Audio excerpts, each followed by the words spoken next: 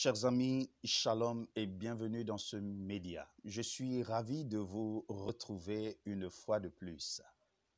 Le titre de notre méditation ce jour est Au-delà des faits. Au-delà des faits. C'est quoi un fait? Un fait, c'est une réalité. C'est quelque chose qui est tangible. Le fait est le contraire même de ce qui est abstrait. Dans le livre de Genèse chapitre 1, le verset 1 à 3, il est écrit « Au commencement, Dieu créa les cieux et la terre.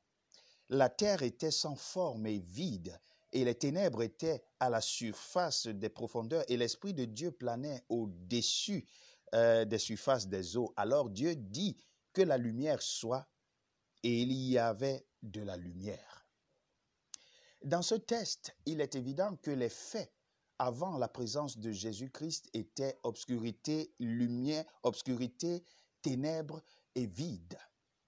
Mais lorsque Dieu est apparu, la lumière fut. Au-delà des faits. Le problème aujourd'hui avec le chrétien, c'est sa perception des choses. Les Anglais parlent du world view. La façon dont nous percevons les choses détermine, dans la plupart des cas, notre attitude. Quelqu'un le disait si bien, notre attitude détermine notre altitude. Lorsque nous regardons les choses sous l'angle, sous le prisme de notre Seigneur Jésus-Christ, alors nous voyons les choses différemment. Lorsque le monde entier pouvait voir un monde informe et vide, Dieu, lui, pouvait voir une terre remplie et avec le jardin d'Éden. Dieu a vu ce qu'il pensait et il l'a manifesté.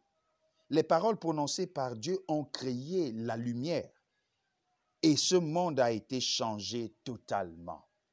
Mais ce que je voudrais relever ici, c'est que toi et moi, nous avons cette capacité de changer ce qui se présente en face de nous.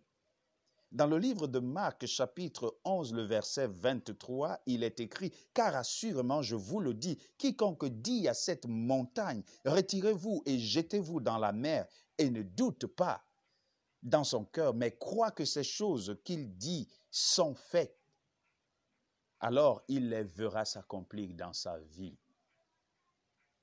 Voilà de la même manière que Dieu a pu créer de la lumière au milieu de l'obscurité, nous sommes capables, dans le nom puissant de Jésus-Christ, de déplacer les montagnes. Et je sais combien dans nos vies aujourd'hui, nous avons des montagnes. C'est quoi ta montagne aujourd'hui? C'est quoi ta montagne? Est-ce que tu as été diagnostiqué d'une maladie incurable? Est-ce que tu as été diagnostiqué d'une maladie dégénératrice? C'est quoi ta montagne aujourd'hui? As-tu perdu ton service? Es-tu dans des problèmes avec ta femme? Es-tu dans des problèmes dans ton lieu de service? C'est quoi ta montagne? La parole de Dieu te dit, si tu as la foi et si tu ne doutes point, tu seras capable de jeter ces problèmes dans la mer. Et pour être libre. Vous avez la puissance créatrice de Dieu. Vos paroles peuvent transformer les montagnes en vallées. Vos paroles peuvent transformer les défaites en victoire. Par conséquent, nous devons utiliser ces paroles pour le bien de l'humanité, pour le bien des enfants de Dieu. Il n'y a rien d'impossible avec Dieu. Dieu sait toutes choses et il est capable d'aller au-delà des faits. Le diable viendra avec vous avec les faits. Il vous dira, vous êtes le dernier de votre famille. Il vous dira, vous êtes sans travail. Il vous dira, ce défi est trop grand pour vous. Vous ne pouvez pas l'achever. Vous ne pouvez pas l'atteindre. Ça, ce sont des rapports. Ça, ce sont des faits. Mais vous pouvez regarder au-delà des faits. Alléluia. Au milieu de la tempête, vous pouvez être calme et de dire, je sais que mon Rédempteur est vivant et qu'il se lèvera le dernier. Au milieu de la maladie qui vous terrasse, vous pourrez avoir la capacité et la force de dire, la grâce de Dieu me suffit. Vous savez, des fois c'est l'attente de nos promesses qui nous font vaciller, qui nous font douter. La première fois que Dieu rencontre Abraham, Abraham a 75 ans, et Dieu lui fait la promesse, tu auras un fils. Mais cette promesse est réalisée 25 années plus tard. Entre le moment de cette promesse et le moment de la réalisation de cette promesse, Abraham a eu à commettre des fautes parce que voulant aider Dieu. Beaucoup sommes-nous dans cette situation-là. Nous sommes des fois impatients de voir les promesses de Dieu se réaliser dans nos vies que des fois nous gâtons tout, permettez-moi l'expression. Mais si nous sommes patients, la patience étant un des fruits de l'esprit, alors nous pourrons goûter aux délices que Dieu prépare pour chacun d'entre nous. La persévérance. C'est ici la persévérance des saints qui gardent les commandements de Jésus-Christ et la foi en Jésus-Christ. Ce que l'œil voit ne peut être la représentation de ce que Dieu pense. Heureux ceux qui croient sans voir. Heureux ceux qui ont foi en Jésus-Christ. Vous savez, chers amis, nous pouvons aller au-delà des faits. Et le Seigneur nous invite à y aller. Beaucoup ont vu Jésus-Christ être crucifié le vendredi et beaucoup ont cru que le chapitre Jésus-Christ était terminé. C'était sans compter le dimanche matin. Lorsque le dimanche est apparu, alors Jésus-Christ s'est élevé en gloire. Beaucoup se sont moqués de Hannah, pensant qu'à son âge, elle ne pouvait plus concevoir. Mais c'était sans compter la puissance divine de Dieu. Lorsque le moment est arrivé, Anna a mis au monde un fils, mais lequel? Le grand prophète Samuel que nous connaissons. Beaucoup ont cru que Dorcas, c'était fini pour elle parce qu'elle était déjà morte. Mais c'était sans compter avec la providence divine. Lorsque Pierre est arrivé, alors celle qui hier était diagnostiquée pour morte pouvait rire et marcher parmi les vivants. Mes chers amis, nous servons un Dieu de l'impossible. Nous servons un Dieu à qui rien ne résiste.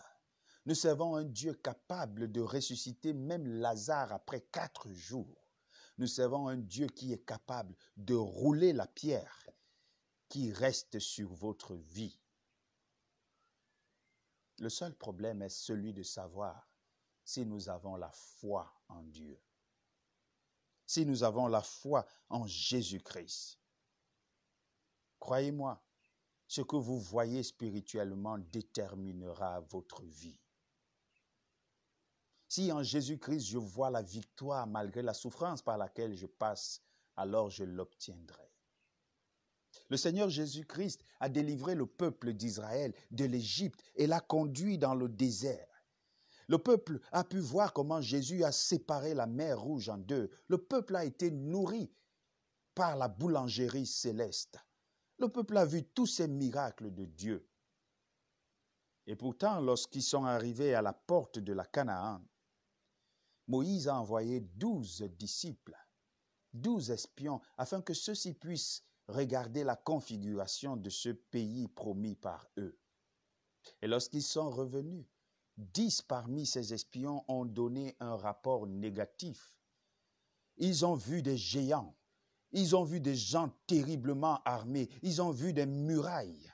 Et pour eux, il était clair que la défaite d'Israël était certaine. C'est alors qu'est apparu Caleb. Caleb n'était pas un général d'armée. Caleb était juste un Israélite qui croyait en la parole de Dieu. Caleb s'est levé. Nous sommes dans le livre de Nombres, chapitre 13. Caleb s'est levé et il a dit, nous allons être vainqueurs. Nous allons gagner et posséder le terrain que Dieu nous a promis.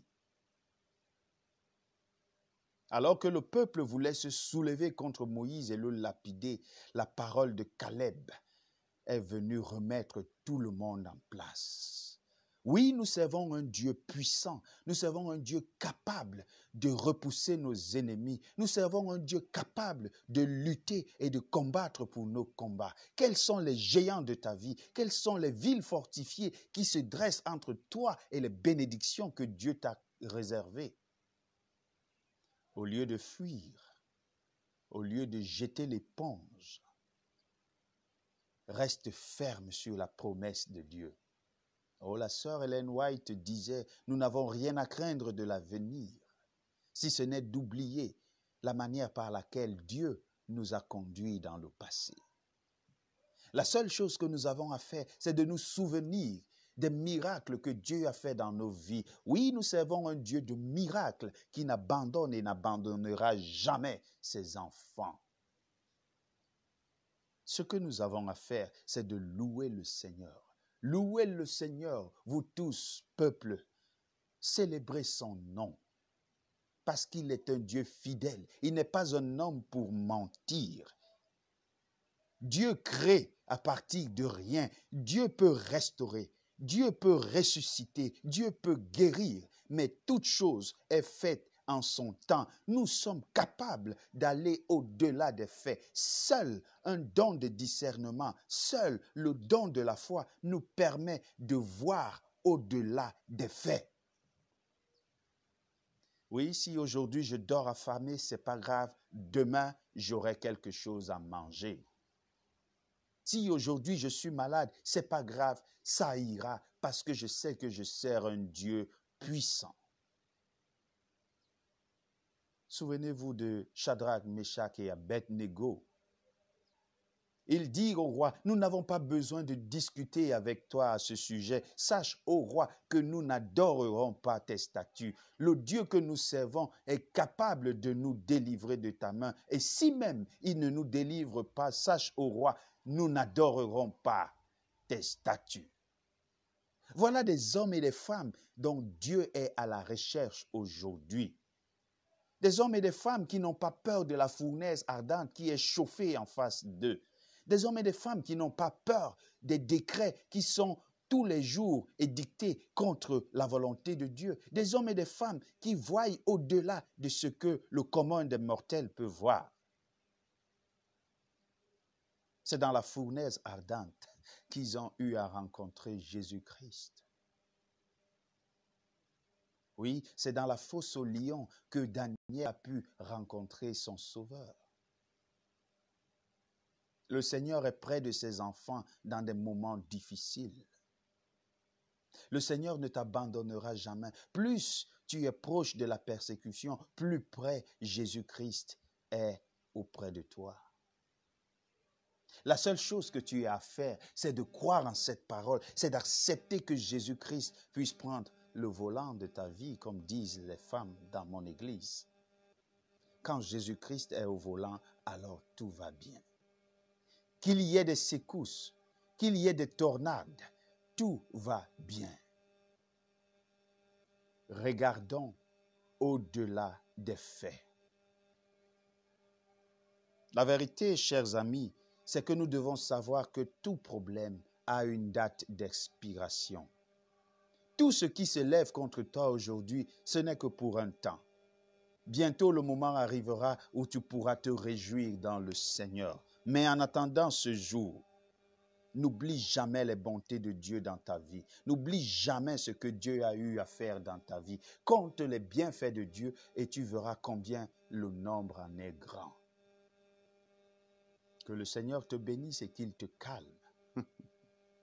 Que le Seigneur te bénisse et qu'il apaise ton cœur. Que le Seigneur te bénisse et qu'il te permette d'avoir le don de discernement. Que le Seigneur te bénisse et qu'il te permette d'être plus victorieux face aux épreuves de ta vie. Ainsi son nom sera glorifié. Sois béni de Dieu. Shalom.